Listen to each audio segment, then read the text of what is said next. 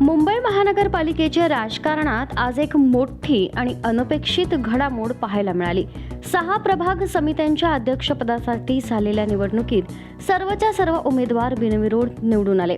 मात्र सर्वाधिक चर्चा रंगली ती जी उत्तर म्हणजे दादर माहीम प्रभागातील घडामोडींची।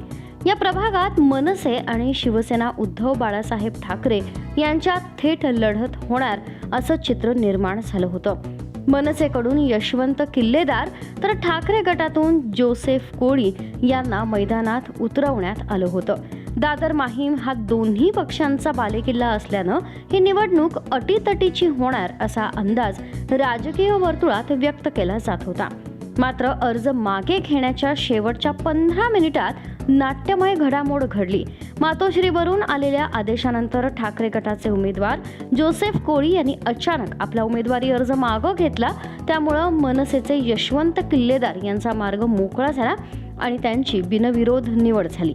या घडामोडींनंतर मुंबईच्या राजकारणात मोठी चर्चा सुरू झाली आहे, कारण शिवसेना उद्धव बाळासाहेब गटानं मनसेला दिलेल्या या पाठिंब्यामुळे ठाकरे बंधू म्हणजेच उद्धव ठाकरे आणि राज ठाकरे पुन्हा राजकीय स्तरावर एकत्र आहेत असा शिक्कामोर्तब झालाय।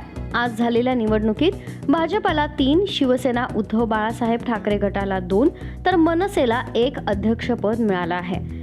मात्र जी उत्तर प्रभागात शिवसेनेनं मनसेला दिलेली साथ हीच आजच्या राजकीय घडामोडीचा सर्वात मोठा चर्चेचा विषय ठरली आहे। महापालिका निवडणुकीनंतर उद्धव ठाकरे आणि राज ठाकरे यांच्यात काहीशी नाराजी असल्याच्या चर्चा सुरू होत्या, पण आजच्या या निर्णयामुळे या चर्चांना पूर्णविराम मिळाला।